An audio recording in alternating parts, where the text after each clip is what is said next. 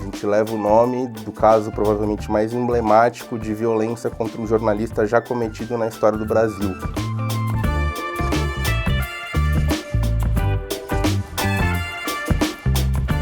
Foi um período que o Instituto estava começando a crescer um pouquinho mais, e aí abriu uma vaga de estágio na área de comunicação do Instituto, que na verdade não era uma área, era uma pessoa que trabalhava sozinha. Aí abriu uma vaga para ela contratar alguém. Aí a gente tinha amigos em comum, fui lá fazer uma entrevista e acabei entrando como estagiário. Depois fui efetivado na área de comunicação, aí fiquei um tempo ali numa área meio de projetos. E aí em 2018, logo antes da pandemia, o Instituto criou a área de jornalismo e liberdade de expressão, e aí já com o Rogério Sotile como diretor executivo, eu fui colocado nessa função, que é a função que eu ocupo atualmente, que é a de coordenador da área de jornalismo e liberdade de expressão. Acho que para o Instituto, essa coisa da liberdade de expressão ela está restritamente vinculada ao exercício do jornalismo. Ou seja, o Instituto ele não trabalha com a liberdade de expressão do ponto de vista artístico. Obviamente, é uma coisa super relevante para a sociedade. O Instituto ele tem uma atuação transversal, então, de uma forma ou de outra, ele se atenta a isso. Mas, especificamente nos projetos que a gente desenvolve, é o direito que o jornalista e comunicadores em todo o Brasil possuem de produzir conteúdo e de fazer com que esse conteúdo chegue até a sociedade, de fazer com que essas narrativas jornalísticas possam ser produzidas de forma diversificada, de forma plural, de diferentes formas, a partir de diferentes perspectivas, e que efetivamente essas narrativas possam chegar até a população, que não seja algo concentrado em grandes veículos, em pequenas empresas que têm condições financeiras, materiais de alcançar a sociedade, mas que de fato todo mundo que tenha a intenção, que tenha a condição e que tenha a predisposição de produzir conteúdo jornalístico possa ter assegurado esse direito de se expressar e de dialogar com a população em relação àquilo que ele acha pertinente, aquilo que ele acha que é de interesse público, para efetivamente fazer com que a informação seja produzida e circule dentro da sociedade, para que quem emite a informação, quem emite esses diálogos comunicacionais não sejam poucas pessoas, poucas empresas, mas sim algo cada vez mais plural e diversificado em toda a sociedade. Acho que é um pouco essa a perspectiva do Instituto, assim, do que é a liberdade de expressão.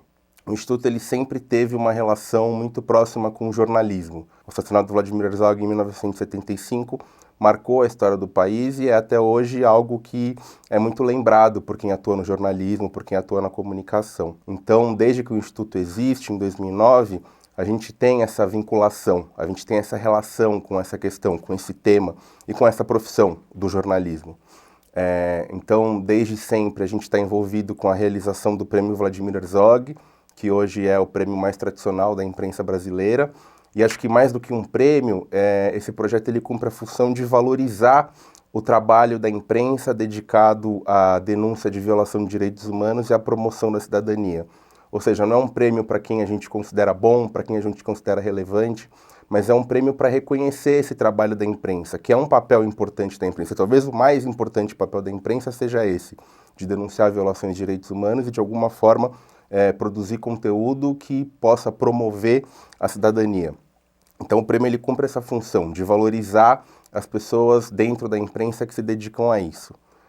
Também temos o prêmio Jovem Jornalista Fernando Pacheco Jordão, que também nasce junto com o Instituto em 2009, que aí cumpre uma outra função, que é de tentar contribuir com a formação de estudantes de jornalismo. O jornalismo ele tem uma peculiaridade que quem está na faculdade muito rapidamente já está na redação, já está atuando na profissão. Então a gente entende que contribuir com a formação é contribuir já com a profissão, não é só contribuir com estudantes, mas é contribuir com o jornalismo de uma forma mais ampla, porque essa transição da faculdade para a redação profissional ela é muito rápida, às vezes ela nem existe, às vezes ela acontece ao mesmo tempo. Então a gente também, desde sempre, tem essa preocupação em atuar próximo a faculdades e universidades de jornalismo do Brasil inteiro. E mais recentemente a gente também passou a desenvolver uma preocupação com jornalistas que são efetivamente vítimas de violência. Esse é um problema que sempre fez parte da realidade brasileira. Na época da ditadura já era assim, a censura, a violência contra jornalistas é algo que infelizmente faz parte da nossa história, mas é algo que nos últimos anos se tornou uma prática institucional do Estado brasileiro. Ou seja, o violador não é só um grande empresário que quer conter algum tipo de narrativa, que quer impedir algum tipo de reportagem, mas muitas vezes é o próprio Estado Então o Instituto passou também a desenvolver iniciativas para conter essa forma de violência e para garantir que jornalista e comunicador em todo o país ele possa minimamente ter condições de segurança de executar o seu trabalho. Então a gente também tem essa perspectiva de atuar na proteção dessas pessoas que são vítimas de violência, não só reagindo e combatendo as violências que elas sofrem, mas também atuando numa perspectiva de impedir que essas violências aconteçam. Então, talvez essa seja a parte mais importante da atuação da área hoje, esse diálogo com a realidade, de impedir formas de violência e de fortalecer esses veículos para que eles próprios vão criando condições de se proteger, de desenvolver ferramentas de autoproteção e assim se fortalecerem e desenvolverem esse ecossistema em que a informação circula.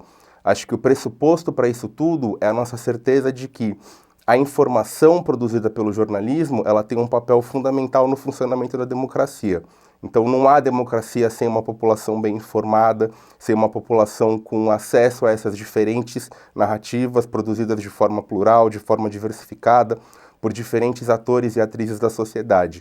Esse é o nosso pressuposto. A partir disso, a gente atua para garantir que quem produz essa informação tenha sempre as melhores condições possíveis para alcançar um número cada vez maior de cidadãos. O prêmio ele é mais antigo que o próprio Instituto. O prêmio esse ano está na 46ª edição. Ele nasceu ali na época da ditadura como uma forma de reação ao que tinha acontecido com o Vladimir Herzog. E como outros prêmios da imprensa eles foram acabando, então o prêmio Vladimir Herzog ele acabou ocupando esse lugar de um mais tradicional prêmio da imprensa brasileira. E além disso, ele tem uma característica que ele não dá nenhum prêmio em dinheiro para quem vence. Então, de fato, quem se inscreve, quem vai lá receber o troféu, é pelo prestígio que o projeto tem, é pela forma com que ele é conduzido. Ou seja, ele é muito transparente, ele envolve uma série de outras organizações muito relevantes na sociedade civil brasileira e, de fato, é um prêmio que escolhe a reportagem que tem a sua importância mais destacada naquele momento da sociedade. Ou seja, não é para o grande veículo, é sim para a reportagem que teve o maior impacto, que soube transparecer a mensagem daquele ano. É uma coisa muito transparente, feita de forma muito democrática e que envolve organizações muito importantes da sociedade brasileira. Então é um prêmio muito consolidado e que tem muito prestígio junto aos jornalistas do Brasil inteiro. O Prêmio Jovem Jornalista, da mesma forma, por ser uma coisa muito diferente de outras formas de atuação da sociedade civil junto à universidade, ele é uma oportunidade que os próprios estudantes identificam como de fortalecer a sua formação, porque a grande maioria das universidades e faculdades brasileiras ela ainda dá pouca importância para a atuação prática do estudante. Ou seja, muitas vezes o estudante ele sai da universidade sem nunca ter produzido uma reportagem, sem nunca ter participado de algo parecido com uma redação. E o Prêmio Jovem Jornalista ele oferece exatamente isso, uma experiência meio prática, meio reflexiva, que simula a forma com que o jornalismo é feito na prática. Então os estudantes eles entendem que isso de fato enriquece a formação deles e os torna mais preparados para estar nas redações. Então também tem muito prestígio, é muito bem recebido por estudantes do Brasil inteiro. Acho que, inclusive, quando foge desse eixo Rio, São Paulo, Brasília, o prestígio é ainda maior, porque a gente sabe que a qualidade do ensino superior em outras regiões do Brasil ela ainda é pouco desenvolvida. Então é sempre uma alegria muito grande perceber o quanto que esses estudantes eles se sentem honrados em receber o prêmio e participar das atividades que o prêmio promove ano após ano, há 16 anos já. A rede ela surgiu muito nessa perspectiva de reação. Ou seja, a primeira coisa que a rede fez foi criar um canal para recebimento de denúncias. Um canal online absolutamente simples, um site que a pessoa entrava lá, nos dava as informações da violação que ela tinha sofrido e a gente criava formas de responder a esse ataque. Fosse acionando um advogado, quando se tratava de uma violação no ambiente jurídico, fosse acionando forças policiais, quando era algo que de fato atentava contra a segurança física da pessoa, seja acionando o Ministério Público, quando era para denunciar algo que ainda não estava inserido nesse sistema jurídico. Então era algo reativo, a gente recebia uma denúncia e respondia a ela a partir de diferentes formas. E assim a gente continua fazendo até hoje, porque infelizmente acontece ainda muitos casos. Mas o que a gente foi percebendo é que não adiantava a gente criar práticas publicitárias para divulgar essa iniciativa, para fazer com que a gente recebesse mais casos, para fazer com que a ferramenta fosse de fato relevante dentro desse meio jornalístico. A gente precisava criar estratégias de engajamento junto a esses jornalistas e comunicadores do Brasil inteiro. porque a gente sempre teve a preocupação de não só ter uma ferramenta que tivesse ali disponível e que pudesse efetivamente responder aos casos que a gente recebesse, mas que fosse uma ferramenta que chegasse até aquele grupo de jornalistas e comunicadores que não acessavam outras formas de proteção que já existiam na sociedade. O Estado brasileiro tem uma ferramenta de proteção, outras organizações têm ferramentas de proteção, mas a gente percebeu que a maioria das pessoas que acessavam essas formas de proteção eram grandes veículos, jornalistas independentes, que não estavam em grande veículo, mas já estiveram em algum momento, então mantinham essas redes de contato. Agora, o comunicador comunitário, que está lá numa microcidade do Pará, ele não tinha condições de acessar a ferramenta do Estado. Ele não sabia que tinham outras organizações que tinham ferramentas de proteção. Então a gente sempre teve essa preocupação de divulgar o projeto, de fazer com que o projeto fosse conhecido para esse público. Jornalista comunitário, jornalista independente, comunicador em microcidades que desenvolvem iniciativas jornalísticas, às vezes até individualmente, às vezes é um perfil em rede social, mas que ele produz um conteúdo jornalístico super relevante. Esse era o nosso público-alvo. A gente queria chegar até essas pessoas. E para isso a gente precisava, de fato, desenvolver iniciativas que dialogassem com a realidade dela. Não era só fazer com que um post de Instagram chegasse na timeline dela. A gente precisava conversar com ela, fazer com que ela participasse de uma oficina, entender o que a gente estava querendo fazer, compartilhar boas práticas de segurança digital, por exemplo. Então a gente foi desenvolvendo uma série de iniciativas que tinham como objetivo de fundo divulgar o projeto, mas que na verdade estavam fortalecendo essa prática jornalística. E isso fez com que a gente ampliasse a nossa perspectiva de proteção.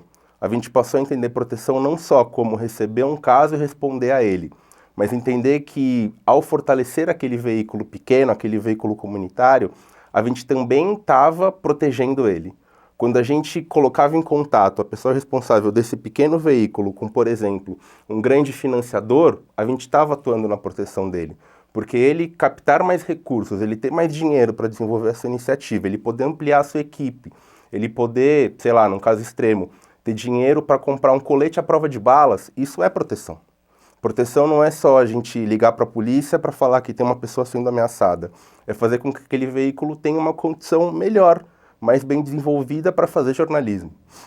Então a gente deixou de só responder aos casos, mas também atuar de forma a fortalecer esses veículos. Então a gente faz oficina de boas práticas do jornalismo, a gente faz encontros com grandes captadores de recurso, a gente faz tudo isso que de alguma forma contribui com o fazer jornalístico, principalmente com esses pequenos veículos, com os veículos comunitários independentes, que são os que têm mais dificuldade de acessar as outras formas de proteção.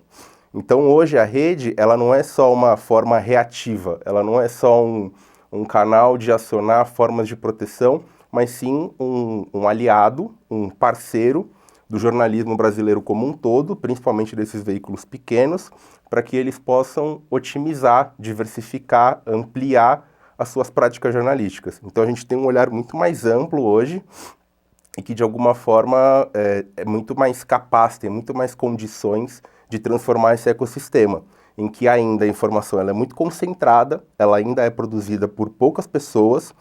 Quem impacta de fato a sociedade em termos de audiência são pequenos veículos, são grandes conglomerados de mídia, mas com o tempo a gente vai conseguindo transformar isso, vai conseguindo dar condições cada vez melhores para que as pequenas iniciativas também consigam alcançar uma parte cada vez maior da população.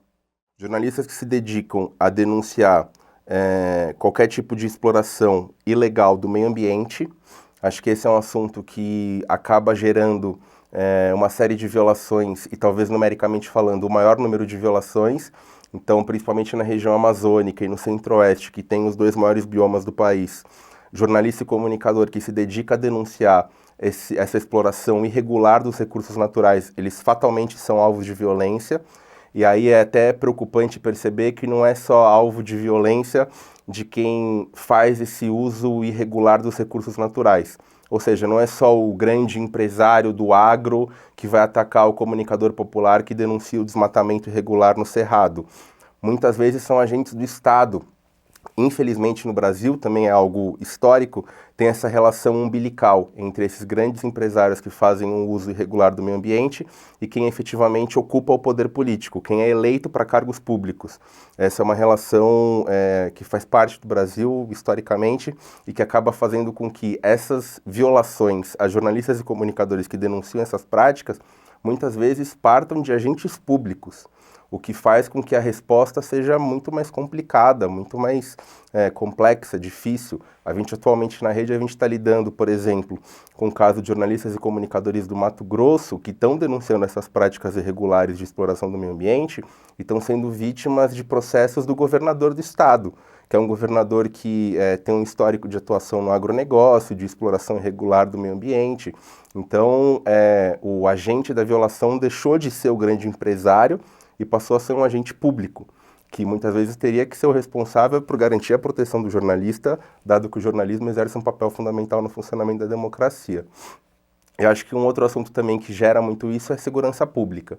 A gente tem vários veículos no Brasil que se especializaram nessa cobertura, de denunciar abusos policiais, de denunciar o massacre que é feito contra a população pobre, preta e periférica no Brasil, e quem se dedica a fazer esse tipo de jornalismo também é alvo de uma violência sistemática. E da mesma forma, não só por agentes privados que têm muito interesse nesse massacre que historicamente é feito na população brasileira, mas também por agentes públicos, não só aqueles que tentam encobertar os abusos policiais, mas também aqueles que têm um discurso que nos últimos anos ganhou muita força, esse discurso absolutamente racista, discriminatório, que tenta criminalizar a população preta o tempo inteiro. Então, acho que esses dois temas, jornalista, a gente chama de jornalista ambiental, e jornalista que se dedica a denunciar abusos na segurança pública, são as vítimas preferenciais de violência no Brasil. Diante de tantas violências que essas pessoas sofrem, é até difícil a gente falar para elas o quão importante é o trabalho que elas fazem, porque a gente na sociedade civil, quem atua na sociedade civil, a gente está numa posição muito mais confortável do que quem está na ponta, por exemplo, no jornalismo e na comunicação popular, indo a campo, produzindo essas reportagens e sofrendo essas violações. A gente está numa posição muito menos exposta, muito mais confortável do que um jornalista que vai denunciar desmatamento na Amazônia. Ainda assim, não tem como eu não falar para essas pessoas continuarem a fazer o trabalho que elas fazem, mesmo diante dessas condições tão insalubres, tão inóspitas. Eu acho que, talvez até por estar numa situação mais confortável, por estar de fora, é mais fácil visualizar o quão importante esse trabalho é, o quão fundamental esse trabalho é para qualquer tipo, ainda que mínima, de transformação que a gente almeje na sociedade brasileira. A gente vem de um período, e talvez continue vivendo, um período muito hostil, muito agressivo, muito violento contra essas pessoas, em que a violência ela se diversificou, ela passou a ser produzida por um número cada vez maior de pessoas, às vezes pela própria sociedade, por cidadãos comuns, passaram a adotar uma postura muito bélica contra esses jornalistas, contra esses defensores de direitos humanos, porque esse discurso conservador da extrema-direita, infelizmente, ele foi ganhando mais adeptos ao longo dos últimos anos, mas acho que não há nenhum tipo de transformação possível, não há nenhum tipo de evolução possível que, obviamente, vai significar combater esses discursos, essas práticas, que não passe pela valorização e pela ampliação da atuação dessas pessoas, desses defensores de direitos humanos e desses jornalistas que se dedicam a denunciar as violações de direitos humanos e dedicam o seu trabalho a promover a cidadania. Então, acho que se a gente espera, atua e tem a convicção de que é possível caminhar no sentido de um país mais igualitário, mais socialmente responsável, isso obrigatoriamente passa pela valorização da atuação dessas pessoas. Então, ainda que elas sofram muito, na maioria das vezes não sejam bem remuneradas, na maioria das vezes a atuação delas significa obrigatoriamente sofrer com ameaças, sofrer com violações, ainda assim elas são as maiores responsáveis, a maior fonte de esperança para que a gente construa um país melhor, para que a gente possa transformar o país que a gente atua hoje e caminhe no sentido de ser um país melhor. Sem essas pessoas, a gente não vai conseguir avançar 1 milímetro no sentido daquilo que a gente quer ser como nação. Então, que elas continuem a desenvolver o trabalho que elas desenvolvem de uma forma absolutamente valente, corajosa, porque isso não só é fundamental, como isso inspira para que outras formas de atuação possam ser cada vez mais diversificadas e difundidas em toda a sociedade. Acho que eu só me sinto verdadeiramente motivado a fazer o que eu faço no Instituto Vladimir Herzog, a atuar na pauta que a gente atua, por conta dessas pessoas, porque eu vejo essas pessoas fazendo o trabalho que elas fazem, porque eu vejo jornalistas e comunicadores indo atrás das informações que eles vão atrás, mesmo sofrendo ameaças, sofrendo violações. São essas pessoas que me motivam, que me inspiram a seguir atuando no Instituto em defesa dos direitos humanos.